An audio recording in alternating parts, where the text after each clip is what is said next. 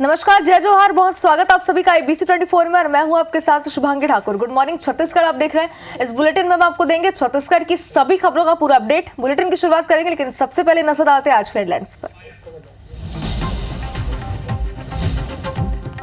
CM Vishnudeo Sai का आज नारायणपुर दौरा। रामकृष्ण मिशन आश्रम में कृषि मेले में होंगे शामिल। 108 करोड़ के कई विकास कार्यों की देंगे सौगात। छत्तीसगढ़ में मंत्रियों को दिया गया जिलों का प्रभार। अरुण साव बिलासपुर, कोरबा और बेमेतरा के प्रभारी बने। विजय शर्मा को दुर्ग और राजनांदगांव की जिम्मेदारी मिली। बृजमोहन अग्रवाल को बस्तर का प्रभार।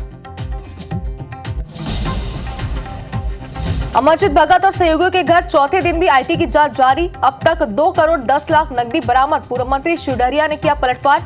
केंद्र के इशारे पर हो रही कार्रवाई। रायपुर में खनिज और राजस्व विभाग का बड़ा एक्शन। कई खदानों में मारा छापा। नियम कायदों का उल्लंघन करने वाली 4 खदानें सील।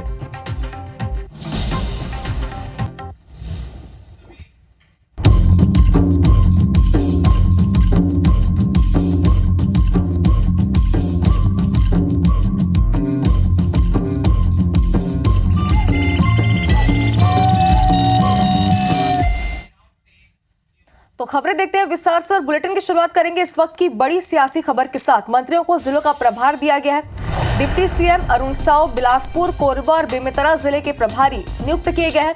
वहीं डिप्टी सीएम विजय शर्मा दुर्ग, बालोद, राजनांदगांव, मानपुर, मोहला और अंबागढ़ चौकी की प्रभारी यहां पर वो बनाए गए हैं। और इसी के साथ ही बात करें बृजमोहन अग्रवाल की, तो बृजमोहन अग्रवाल को बस्तर, कोंडागांव, कांकेर, नारायणपुर जिले का प्रभार सौंपा गया है। कैबिनेट मंत्री केदार कश्यप रायपुर, सुकमा, बीजापुर, दंतेवाड़ा जिले के प्रभारी बनाए गए हैं। रामविचार नेताम रायगढ़, कोरिया, मनेन्द्रगढ़, चिरमिरी, भरतपुर के प्रभारी बनाए गए हैं। दयालदास बघेल महासमुंद, गरियाबंद, सूरजपुर के जिला प्रभारी नियुक्त किए गए हैं। वहीं मंत्री लखनलाल देवांगन को मुंगेली, कवर्धा, खैरागढ़, छुईकदान, गंडई का प्रभार दिया गया है। मंत्री श्याम बिहारी जायसवाल को बलौदाबाद, पेंड्रा, मरवाही का प्रभार सौंपा गया है। वहीं मंत्री ओपी चौधरी को सरगुजा, जांजगीर चांपा, जशपुर और मंत्री लक्ष्मी राजवाड़े को बलरामपुर, रामानुजगंज, सक्ती और कैबिनेट मंत्री टंकराम वर्मा को धमतरी, सारंगढ़, बिलाईगढ़ जिले का प्रभारी बनाया गया है। इसी के साथ ही प्रभारी मंत्री राज्य शासन द्वारा विभिन्न जिलों के लिए जिला समिति की अध्यक्षता करेंगे और जनसंपर्क और जन समस्याओं का निराकरण भी करेंगे। और ज्यादा जानकारी के लिए हमारे संवाददाता स्टार जो है हमारे साथ जुड़ गए। स्टार, किन मंत्रियों को कहां का प्रभारी बनाया गया, इसकी जानकारी विस्तार से हमने दर्शकों को दी है। कौन कौन सी नई जिम्मेदारी अभी इन्हें मिल जाएगी, इसे विस्तार से बताइए।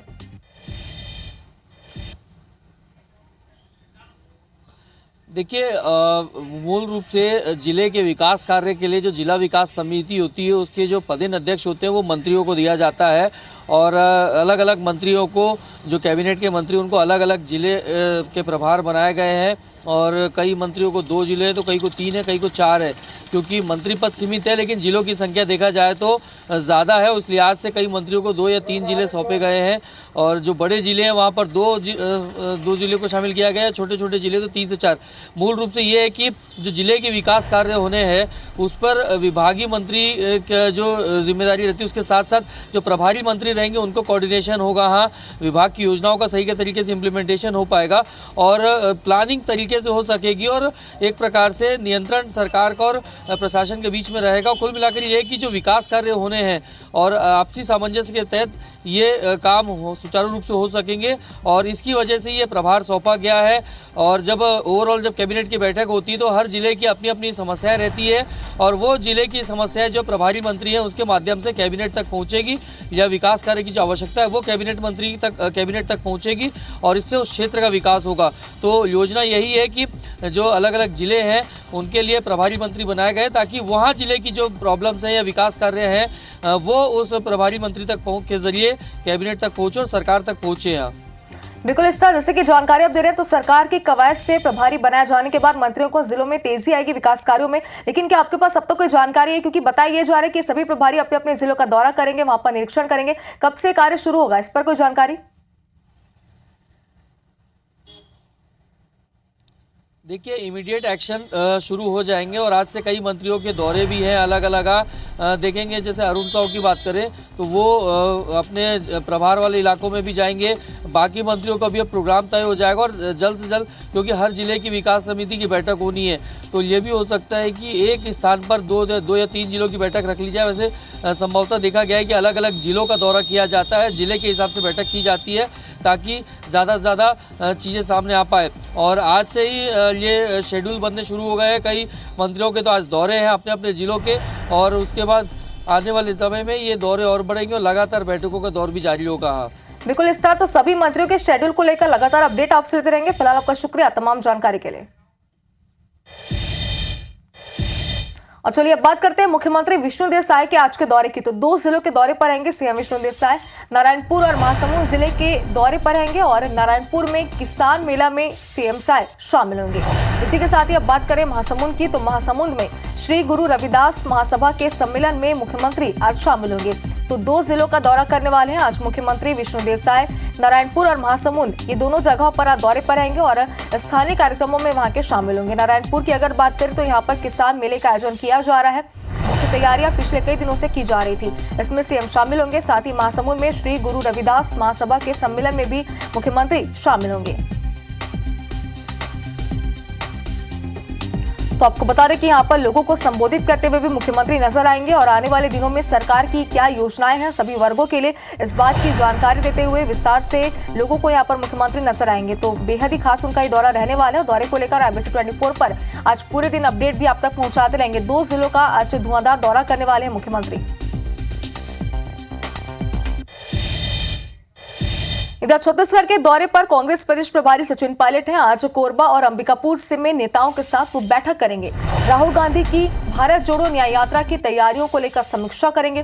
लोकसभा चुनाव की रणनीति को लेकर भी यहां पर रणनीति तैयार की जाएगी। 8 फरवरी को छत्तीसगढ़ में भारत जोड़ो न्याय यात्रा प्रवेश करेगी और 14 फरवरी तक छत्तीसगढ़ में राहुल गांधी की यात्रा रहेगी, जिसको लेकर के तैयारियां लगातार पार्टी के कार्यकर्ता करते हुए पिछले कई दिनों से नजर आ रहे हैं। और सचिन पायलट आज भी दौरे पर रहेंगे छत्तीसगढ़ के, जहां पर वो इन सभी तैयारियों को लेकर के जायजा लेंगे, निरीक्षण भी करेंगे और साथ ही आवश्यक दिशा निर्देश देते हुए भी कार्यकर्ताओं को वो नजर आएंगे। तो पहले भी सचिन पायलट कार्यकर्ताओं में जोश भरने का काम कर चुके हैं राहुल गांधी की भारत जोड़ो न्याय यात्रा को लेकर, और आज भी कार्यकर्ताओं से इसी बात को लेकर वो चर्चा करेंगे।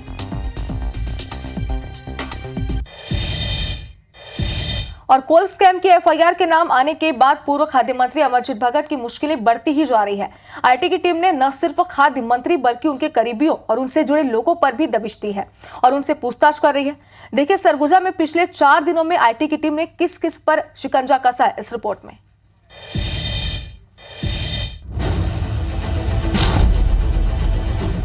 ये वही शिव शक्ति सदन भवन है जहां आयकर के छापों के बीच पूर्व मंत्री अमरजीत भगत तीसरे दिन टेंशन फ्री योगा करते नजर आए। यहाँ किसी को घुसने की अनुमति नहीं, सिर्फ आयकर विभाग के अफसर ही आ जा रहे हैं। और ये पूर्व खाद्य मंत्री अमरजीत भगत का अंबिकापुर के केना बांध स्थित घर है, जहां आयकर की टीम डेरा जमाए हुए है।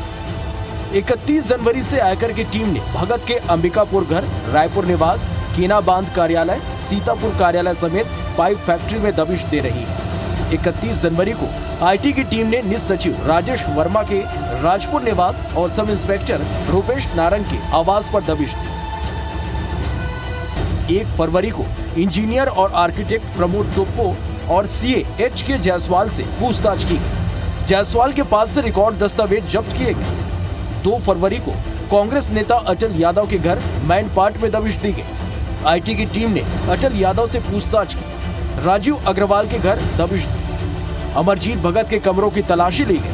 अब आयकर की टीम अमरजीत भगत के बेटे आदित्य के कमरे की भी तलाशी लेने की तैयारी में है। पिछले 3 दिनों से जमी IT की टीम ने टेंट हाउस से गद्दा मंगवाया है और यहीं आराम कर रही है। साथ ही ऑनलाइन ऑर्डर कर होटल से खाना मंगाया जा रहा है। आयकर की टीम के क्रियाकलाप से ये साफ है कि टीम आने वाले 1-2 दिन और यहाँ रुक सकती है और आने वाले दिनों में अन्य बड़े सफेद पोशों के खिलाफ भी कार्रवाई की जा सकती है। अभिषेक सोनी, IBC 24 सरगुजा।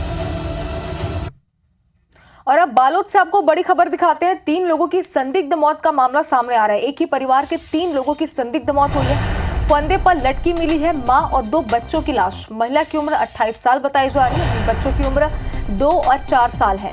गुरूर थाना पुलिस इस पूरे मामले की जांच में जुटी हुई है। तो सनसनी भी फैल गई है, आसपास लोगों में दहशत का भी माहौल है क्योंकि 3 लोगों की संदिग्ध लाश यहाँ पर मिली है। हालांकि इस पूरी मामले पर अब तक पूरी जानकारी सामने नहीं आई है। फिलहाल सिर्फ उम्र उनकी बताई जा रही है। पुलिस इस पूरे मामले की जांच पड़ताल कर रही है और जांच पड़ताल के बाद ही किसी प्रकार का खुलासा हो पाएगा। फिलहाल पुलिस हर एंगल से इस पूरे मामले की जांच पड़ताल कर रही है और एक मां और 2 बच्चों की यहाँ पर लाश मिली है। एक ही परिवार के हैं ये तीनों ही लोग और मां की उम्र 28 साल बताई जा रही है और बच्चों की उम्र 2 और 4 साल बताई जा रही है। तो पुलिस फिलहाल आसपास के लोगों से भी पूछताछ कर रही है, परिजनों से भी पूछताछ की जा रही है और इस पूरे मामले का खुलासा तभी हो पाएगा जब पूरी तरीके से जांच पड़ताल हो जाएगी। फिलहाल मामले का खुलासा अब तक नहीं हुआ है। 3 लोगों की संदिग्ध लाश मिली है जिसकी वजह से आसपास लोगों में दहशत का भी माहौल है और सनसनी भी फैल गई है।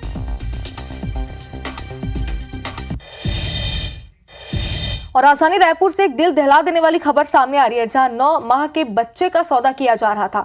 9 महीने के नवजात को बेचने के पहले 6 आरोपी अरेस्ट हो गए। अपने ही बच्चे को बेचने का बाप ने सौदा किया था और अपने ही बच्चे को बेचने का बाप ने यहाँ पर सौदा किया था, लेकिन उसके पहले ही पुलिस ने उसे धर दबोचा। आरोपी बाप, 2 भाई और 3 दलाल को गिरफ्तार किया गया है।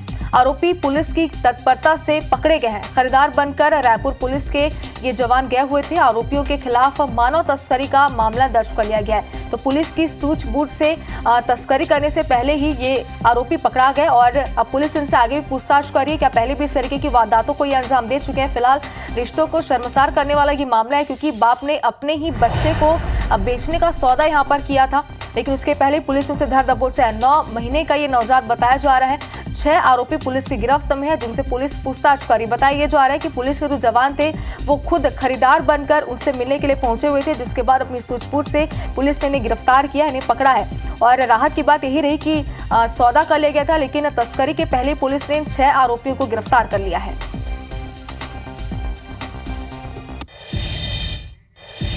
एक और बड़ी खबर राजधानी से ही आपको दिखाते हैं, जहां रायपुर के कई खदानों पर छापेमारी की गई है। खनिज और राजस्व विभाग की टीम ने छापा मारा है।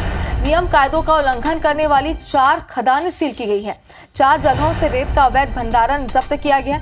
150 घन मीटर रेत का अवैध भंडारण किया गया था। अवैध परिवहन में लगे 6 हाईवा भी यहाँ पर जब्त किए गए हैं। तो नियम कायदों का उल्लंघन करने वाली 4 खदानें सील की गई है। लगातार शिकायतें भी मिल रही थी।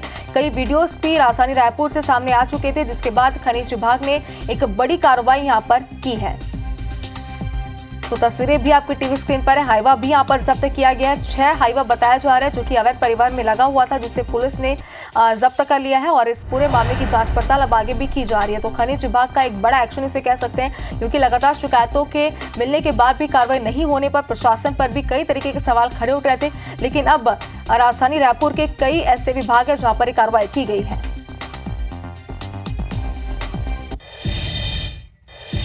और जशपुर के कुनकुरी हाई स्कूल में छात्राओं के साथ छेड़छाड़ करने वाले शिक्षक के खिलाफ बड़ी कार्रवाई हुई है। छात्राओं की शिकायत पर पुलिस ने एफआईआर दर्ज कर आरोपी व्याख्याता शिक्षक को गिरफ्तार कर लिया है। छात्राओं ने शिक्षक पर छेड़छाड़ और अश्लील हरकत करने का आरोप लगाया था, जिसके बाद उसकी गिरफ्तारी की गई है।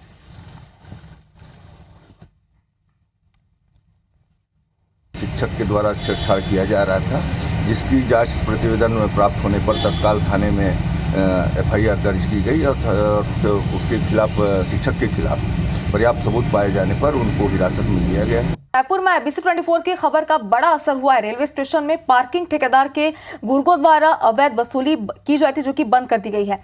स्टेशन परिसर में 7 मिनट रुकने के बाद शुल्क वसूलने का काम भी पूरी तरह बंद कर दिया गया है। बता दें कि IBC 24 की खबर के बाद रेलवे के अधिकारियों ने पार्किंग का दौरा किया और ठेकेदार को निर्देशित किया कि जब तक डिजिटल पर्ची, बूम बैरियर और टेंडर के अनुसार व्यवस्था नहीं की जाती है, तब तक लोगों को शुल्क के लिए परेशान न किया जाए। मौके का जायजा लिया हमारे संवाददाता संदीप शुक्ला ने। रेलवे स्टेशन में जो पार्किंग ठेकेदार अवैध वसूली कर रहा था, IBC 24 ने उस पर जो खबर दिखाई थी उसका बड़ा असर हुआ है। पूरी जो वसूली है पूरे तरीके से बंद करा दी गई है। पिकअप और ड्रॉप के नाम पर जो छूट दी गई थी, जो नई व्यवस्था लागू की गई है, उसके आड़ पे आपको बता दें कि पार्किंग ठेकेदार लोगों से जमकर अवैध वसूली कर रहा था। स्टेशन घुसने वाले लोगों से 20-20 और 10-10 रुपए लिए जा रहे थे। यही जगह है, रस्सी और बल्ली लगाकर आपको बता दें कि लोगों से जमकर अवैध वसूली की जा रही थी। हमारी खबर के बाद रेलवे के सीनियर DCM ने यहाँ पर जायजा लिया और ठेकेदार को कहा है कि जब तक बूम बैरियर नहीं लग जाएगा, डिजिटल पर्ची निकालने की सुविधा नहीं हो जाएगी और सभी एंट्री पॉइंट में निकलने और वापस जाने की सुविधा नहीं हो जाएगी, तब तक वो फिर से ये एंट्री एग्जिट के पॉइंट पे वसूली नहीं कर पाएगा। 4 मिनट बाइक के लिए और 7 मिनट कार वालों को छूट रहेगी पिकअप एंड ड्रॉप के लिए, उसके बाद का शुल्क लगेगा। लेकिन ठेकेदार हर अंदर आने वाले से पार्किंग पे वसूली कर रहा था। आज राहत है कि नहीं, क्या स्थिति है? आज अभी तो कोई नहीं दिख रहा, कल बहुत परेशान किए, करीब करीब 1 घंटा परेशान रहे और जुर्माना भी देना पड़ा मुझे। पर्ची काट के समय 10 मिनट का समय है, 10 मिनट में कैसे स्टेशन में काम हो सकता हमारा? इस तरह से अवैध वसूली नहीं होना चाहिए। मेन गेट के बाद हम पहुंचे हैं राजपुताना होटल के सामने और आपको बता दें ये सड़क सीधे जो पार्सल ऑफिस की तरफ और रिजर्वेशन ऑफिस की तरफ जाती है। और कल यहाँ जो है यहाँ खुलेआम अवैध वसूली चल रही थी। हमने यहाँ लोगों को सीधे सीधे पकड़ा था, मगर राहत की बात है IBC 24 की खबर के बाद यहाँ भी अवैध वसूली पूरे तरीके से बंद कर दी गई है। और रेलवे के अधिकारी बता रहे हैं कि जब तक सही सिस्टम लागू नहीं होगा तब लोगों से ये समय को लेकर जो वसूली की जा रही थी वो बंद है। हमने भांडाफोड़ किया है, अवैध वसूली बंद हो गई है, लेकिन अभी भी जो अवैध वसूली कर रहे थे ऐसे लोगों पर FIR नहीं हुई है। तो उम्मीद करते हैं कि जब नया सिस्टम एयरपोर्ट वाला स्टेशन में लागू होगा तो वैसी व्यवस्था और वैसी सुविधा भी यात्रियों को दी जाएगी और ऐसे जो लोग अवैध वसूली कर रहे हैं उनके खिलाफ FIR भी की जाएगी, वरना लगातार IBC 24 इस खबर का फॉलोअप लेता रहेगा। कैमरामैन संजीव सिन्हा के साथ संदीप शुक्ला, IBC 24 रायपुर।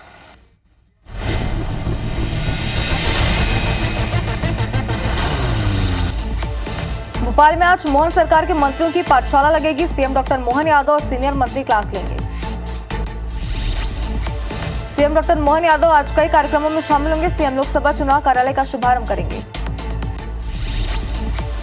बीजेपी लोकसभा चुनाव की तैयारी में जुटी है। भोपाल में आज और कल बीजेपी दफ्तर में अहम बैठक होगी। भोपाल में आज कांग्रेस चुनाव समिति की बैठक होने जा रही है। लोकसभा प्रभारियों की भी बैठक होगी। PCC चीफ जीतू पटवारी भी बैठक में मौजूद रहेंगे। इटारसी में धान के दाम कम मिलने से नाराज किसानों ने चक्का जाम कर दिया। SDM ने आश्वासन देकर प्रदर्शन खत्म कराया। हरदा के टिमरनी थाने के बाहर राजपूत समाज के लोगों ने धरना प्रदर्शन किया और थाना प्रभारी को हटाने की मांग की। विदिशा में CM राज स्कूल के प्राचार्य का एक अश्लील वीडियो वायरल हो रहा है। जिला शिक्षा अधिकारी ने कार्रवाई की बात कही है। और छतरपुर जिले की पुलिस लाइन में पुलिस वेलफेयर कैंटीन खोली गई है, जहां किराना और अन्य घरेलू उपयोग का सामान उपलब्ध हो सकेगा। गुवाहाटी से साइकिल यात्रा पर निकली 21 लड़कियों की टीम रीवा पहुंची, जो बेटी बचाओ बेटी पढ़ाओ का संदेश दे रही हैं। जबलपुर में आबकारी विभाग की टीम ने 2500 किलो महुआ, लाहुन और 50 लीटर कच्ची शराब जब्त किया। आरोपियों की तलाश जारी है। बैतूल के आमला क्षेत्र में रिश्वतखोरी के मामले में महिला डिप्टी रेंजर और 2 वन रक्षकों को DFO ने निलंबित कर दिया है। पन्ना में सकरिया हवाई पट्टी से एक तेज रफ्तार कार अनियंत्रित होकर पलट गई। घायलों को जिला अस्पताल में भर्ती कराया गया है। दतिया पुलिस ने अगवा किए गए वैद्य को छुड़ाने में कामयाबी हासिल किया। पुलिस ने चेकिंग पॉइंट लगाकर बदमाशों को धर दबोचा। खरगोन की गोगांवा पुलिस ने अवैध हथियार बनाने वाली फैक्ट्री का पर्दाफाश किया। 10 अवैध देसी पिस्टल और 2 जिंदा कारतूस बरामद किए हैं। छिंदवाड़ा की कोतवाली पुलिस ने 27 चोरियों को पकड़ा है, साथ ही उनसे 45,000 कैश भी जब्त किए। विदिशा पुलिस ने गौवंश से भरा ट्रक पकड़ा है। ट्रक चालक को क्लीनर फरार हो गया। ट्रक में 19 गाय भरी हुई थी।